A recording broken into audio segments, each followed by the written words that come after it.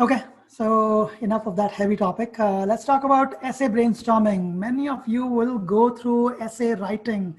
And the first thing that comes to mind when I used to see Shreya go through her essays was she would come to me writing something, and I would say, I would read and I would say, this is not the same person who went in the room to write an essay.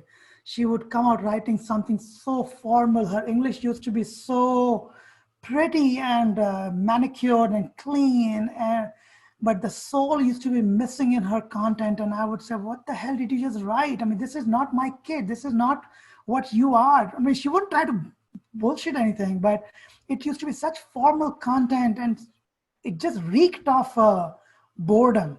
And then she would go back and I would make her go through that again. So I'm hoping you don't have to go through any of that. So essay brainstorming is an exercise you do before you actually start writing. This is something which you do with one close confidant. If you need to reach out to me to do that, happy to do that with you.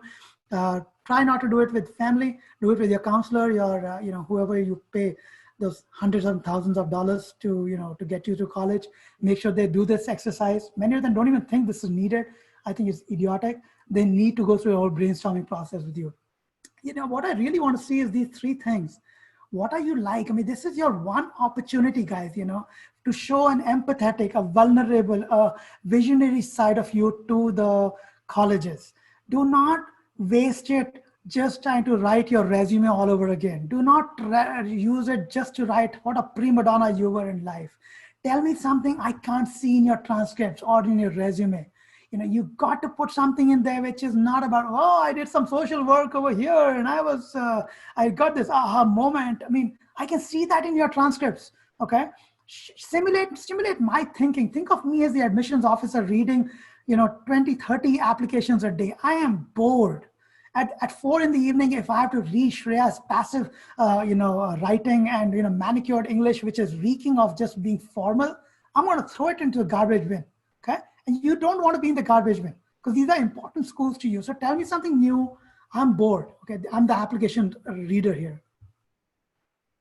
Think of it like if Steve Jobs was to write an essay this is his picture from high school days.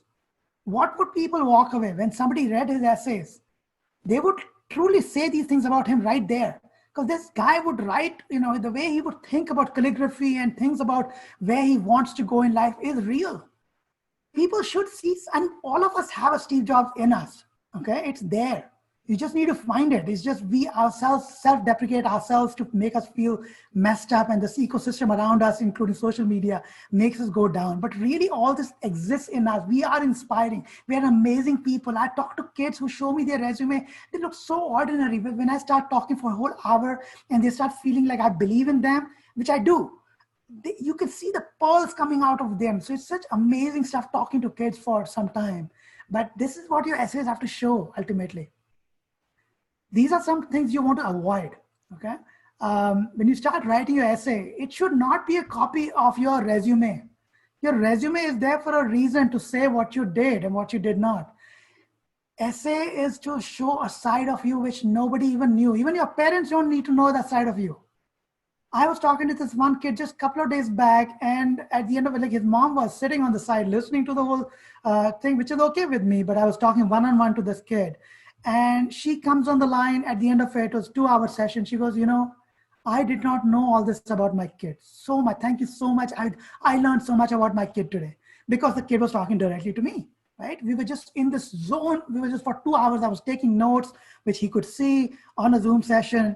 And that's what it is. It's not your resume. It's not a resume. It's not about saying that I got all these A's and I worked my tail off and I was getting a C over here and I sat down with somebody. Now I got an A. I know that.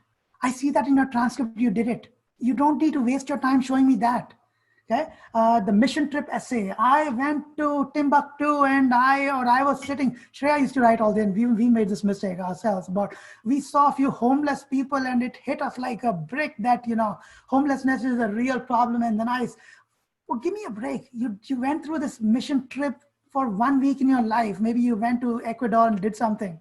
How did that really change you? I mean, talk about the actual thing you did for the entire year. I don't want to hear about 1 week aha moments of your life. I want to see real change and something which is not showing in your application. if you've gone through a traumatic experience, could be PTSD, could be, God forbid you've gone through, really bad times in life, uh, don't make your answers generic. Don't write something saying, I went through this and full stop. Well, don't leave me guessing in between. Don't leave me high and dry, because then I don't want to believe you. The more the details you give, I want to believe you. And I want to empathize with you because I see the real side of you. Last is the Jesus essay. The Jesus essay is a very, very important one, particularly in the world we are living in right now. You never, or not never, but try to stay away from two things in your essays: religion and politics. Politics now, you don't know who's reading your essay. I mean, I have a hardcore personal belief in my own liberal values of life. But even when on Facebook, when I see people ranting about liberal stuff about, I hate it. I don't want to see people writing about, even though they agree with my beliefs, I don't want to see it, because it just tells me you're such a naive person. It tells me you're weak. My religious belief, or my political beliefs are my personal problem. Maybe it's my family's problem because I want to tell them about my belief. That's it. It stops right there. Okay? So be very careful about the Jesus essay. In fact, again, all these 5 points were not mine. I stole it from a lady who was speaking it on one of the YouTube videos I said. I actually posted her YouTube video in the blog section as well. Happy to send this to you, but the pictures are all mine. Okay?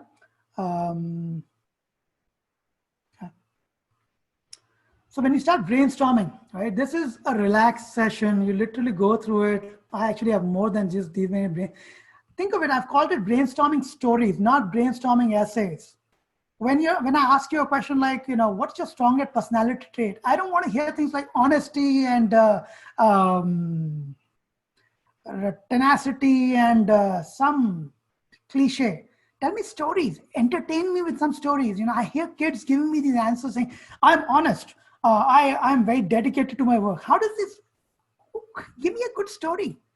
Give me, that's the whole point. Brainstorming story. You want to come up with about 30 stories, 20 to 30 stories of your life, which show you in a vulnerable, in a hard, in a tenacious moment. If you want to talk about honesty, tell me a story about honesty. If you want to tell me a story of something about grit, tell me a story. Do not use the words grit or honesty in your essay or your story.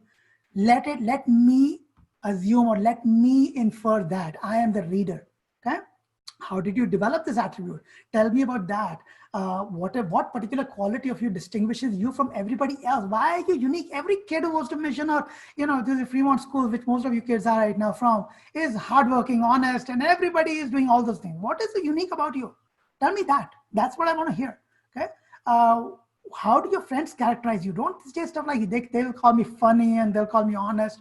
Tell me how your friend will say a story about you, how you helped them a particular time. Tell me if you're a jackass. You were a jackass at one time, but you changed. There was a mea culpa moment you went through with your friends, and you are now best of friends. Talk about those things. I actually call this sometimes the obituary session. Like, if somebody came to your obituary, what would they say at your obituary? And that statement haunts me a lot about my life. That, what will people say at my obituary? You want 10 people saying all kinds of 10 weird things about you. Like, some should say good things, some should say bad things about you, I feel. That's my crazy thinking. What are your favorite books? Like, for me, Ayn Rand was a big time author who influenced my thinking of life about capitalism. I was very young. I was like 17 when I read Ayn Rand's Fountainhead. That impacted my life a lot. And so if you haven't read some favorite books which have influenced you, fine. It's time to, in junior year, go read some good books. Why are they your favorites? Talk about that. Experience a moment of epiphany, an aha moment, when your eyes are open to something new that you learn. Fine. Talk about, what is that? Hunger and homelessness, things that Shreya and I did. But the more I think about it, I think we could have done a better job. More. So first was, what are you like? Okay. So what are you about? Then what have you done? And where do you want to go? If you just cover these three, you are talking like this guy. Okay. This guy would talk like that. He would tell you things like, what are you like? What am I like? Who am I? What I like to do. I like to do calligraphy. I like to dream. I like to walk with my, bare feet. There's the thing Steve Jobs did. All he did was he ate apples for an entire week because he was experimenting on a diet. So those were his things, right? His favorite books were very weird books that he read. What have you done? What are your major accomplishments? And it's okay to not have an accomplishment which everybody thinks is an accomplishment. You can have accomplishments which are different. You could have helped somebody just out, like a struggling, seventh grader to get his interest back in science. That's an accomplishment. That it matters to the world. Show that side of you. When you struggled mightily with something and then succeeded. I struggled with math in my 11th grade like crazy. 12th, I came and I killed it. Okay, how did I do it? What was people can see it on my transcript that the change happened, but what changed? Like I was talking to my wife earlier today. She was talking about this anxiety workaround she learned about putting her hands over here on her temples and making a sound. It's a yoga movement. And I just realized as she was talking about it that one of my professors in my 12th grade, in between the summertime, his name was Purohit, and he taught me this. I went to struggling that I can't understand the subject, and he said, let's do some breathing exercises. And now I remember that was such a big impact on my life, right? That one way of teaching me how to handle my anxiety. So talk about what changed. What's the most difficult time of your life? Heck, all of us have had difficult times, and how did you change? Anyway, enough of this part. Any questions over here about any of these two topics that we talked about, mental health or about brainstorming, that I can answer here? I mean, keep asking, guys. I want to answer. I don't want all the questions to come just at the end. Bring up questions through chat, or if you can't, that's fine too. But I'm open right now. I'm open to questions as well. Well, I would also suggest that if you really want to talk about brainstorming, it might be a good idea to go and look at U Chicago's prompts. Because they always give the crazy ones. So those are real brainstorming prompts if you want like a challenge. But see, Shreya, the problem with these prompts, when I look at prompts from schools, I feel like the shit's hit the fan already. If that's when you're starting the brainstorming session, you are way too late, my friend. Brainstorming. I agree. I'm just saying for this, like just for the brainstorming sessions that you were talking about, like one source of like these kinds of things to like look at would be like their prompts, because they have like prompts that aren't even about the school. They're just about like figuring out more about you and how creative you are. Yeah, I would say do that as step 2. Step 1 is do this basic stuff. Get your 20 stories. That is so important. Get your bag of stories. Okay, your stories only mean good to you as long as they don't have those words. Oh, I was brilliant. I was this. I was that. They're just stories. They're interesting stories about you. Try them on somebody. Ask your parents, ask your friends about some stories about you. Ask one of your mentors, one of your grandmas about a story of you, about what you were like. What would you talk about when you were 9 years old or something, right? You'll get some very good answers. Okay. These are some warm-up essays, very simple. Again, I found this online. Somebody talked about it, right? In the summer. Just start writing, get into some habit of writing, right? What was your favorite part of last year's high school? I mean, everybody has some story. You can write 2-3 lines. If you can expand on them, that's great. It gets you in a mode. These are the stories which will actually build you for senior year. Okay. That's why I'm saying get this in junior year, and make sure these stories, like what are the best part of summer? Everybody's got some best part, right? Some vacation they went on, some, dinner they had somewhere, some new game they learned with a buddy, or they did something stupid, right? Which was funny. So do that, okay? What's most exciting about this year? Talk about your apprehensions, your nervousness about this year. Like Shreya used to go crazy about APUSH and some of these subjects. So, talk about those, what's scaring you about the coming year. Talk about these things. It's a simple ones. You can write like 3-liners. Nothing earth-shattering here. I also found this very interesting resource, and these are the things when I thanked you all, I was like, you know what, I'm thanking you guys because I got these resources. The one who will be really upset about this is my younger one who's in the 10th grade, because I'm going to make her do all these things. Okay. Apparently, you can apply for scholarships in your 11th grade. Juniors can apply. There are 89 scholarships available just for juniors. Okay. This is when you start writing. This is when you start building yourself, for scholarships. This is the problem Shreya and I had. We did not send a single scholarship because we started working on scholarships in December after we got the early decision. Shreya was done. She was so tired by that time. 11th grade is the time, start sending these scholarship letters out. The format's not very hard. something, look at this, they've even given the format, I found a format over here as well, right? Financial information, some miscellaneous information, no rocket science. Fill out some of these things, right? And start sending these out to your scholarships. I also got a list of scholarships, some websites gave me, like the amount of money they're giving. And this is all going to go towards college, guys. None of you, very few actually, I should say, very few of you are going to be in that situation where you will get financial aid. You are all in a very coveted part of society where, the family incomes are more than $150,000 for the full family. When you go over 150K, you don't get any financial aid. So the only way out is merit scholarships. I actually put a blog the other day about schools that do not offer any merit scholarship. Wellesley was one of the schools. Our counselor was the one who said, apply to Wellesley, you'll get the scholarship over there. Now I learned that Wellesley was never going to give me a merit scholarship because it's written outside when you start investigating that these schools will not give you merit scholarships, but some will. Do that research, start working, stay with me, stay with my blog. I will be putting a lot of things online, okay? When you start writing, right, in your application, and again, I'm trying not to do too much about essay writing here because I'm just trying to tell you what do's and don'ts. But really, think about your purpose, right? You're not selling yourself, okay? But you're just trying to be yourself. That's what they want to see. Just be yourself. Focus. Go into, instead of generalizing your experience, something like I enjoy sports. Be specific, as he's saying, right? Write about the thrill of catching a ball deep. Oh my God, when you write these kind of words, like the flying ball deep or center field just before it became a home run. So this is like for somebody playing football or a little league career spent waiting for someone or anyone to hit the ball in your position so you could stop studying the grass and watch the butterflies, right? I mean, think of it. This is from somebody's heart. What we all go through some of this thing, and what do we write? We land up writing utter crap in our essays because we have something up there which is telling us, oh, let's write very formally. So rubbish. Be yourself. Use more descriptive language. Give your essay momentum. And again, I talked in the senior session. All these are on my blogs. The way you want to format your essays, the hook, the later part in between, and then a good closing punch when you finish up. Correct grammar, spelling. You got a spelling mistake or a grammar problem, that application is not going very far. Okay, there's a plugin called Grammarly, which you can put on your Google app, which will catch not only spelling mistakes, it'll catch thesaurus, it'll catch all your stuff. Cost you $20 a month. Right when you start doing applications, make sure that plugins are part of your things that you use. You won't need a copy editor. You won't need somebody to proofread your spelling mistakes.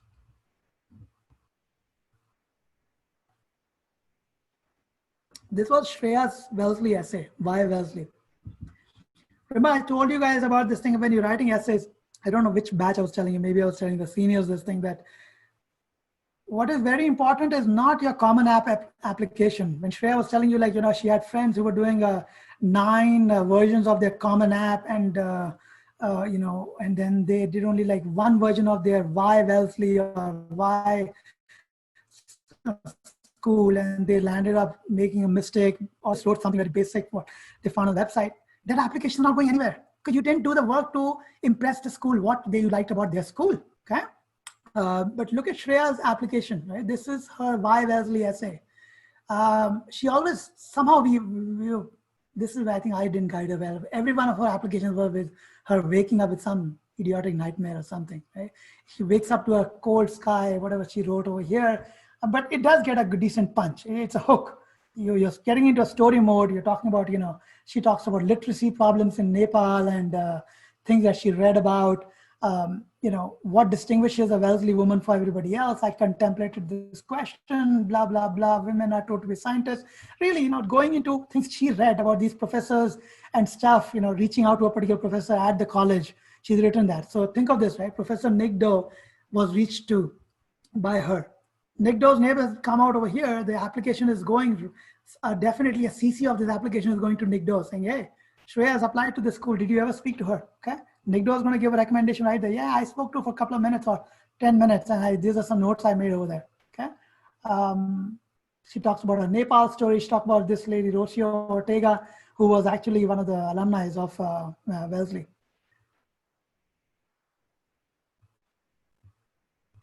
the common app. Again, she woke up. So like I said, she always wakes up very in the morning with some problem. But she had a pain in her stomach, her body hurt, and yada yada yada. And this is going into the whole thing around homelessness and what is poverty, and how she worked with her school interact to learn more about that, and then the work she did with science gurus to learn in STEM concepts. So she connected all those dots to make her story appealing and interesting, right? So, but look how she's empathetically talking about, even though we made some mistakes over here, like we're talking about the science gurus and stuff, but in some ways we were just connecting the dots over here. If she were to go all over again, I would make her do something a little more differently, right? Talking more about her perceptions or about her vulnerabilities. Of course, the jury is out if she would get into Wellfield with that or not. But I just think, I would leave you all to decide, what makes sense over here. So that takes care of the section on college or essays. Any questions around essays? Okay, all right. I have a question from Ria. Mm-hmm. She says, can you talk a little about what we write in the Common App essay? How do we make it look different and not just a summary of the 4 UC essays? No, say the last part again. Not a what? Right. How do we make it look different and not just a summary of the 4 UC essays? Yeah, I mean, see, the Common App is the fulcrum, right? That is the main, everything starts from that. So your smaller essays are the why a particular UC, all of those bank on the, I guess why UC doesn't exist in the UC system, but if you were applying to any private school, they would have that. So there's a connection between the two, but you never want to be repeating what you wrote. You might give a reference to what happened in a Common App and go in a little more details, talking about some things.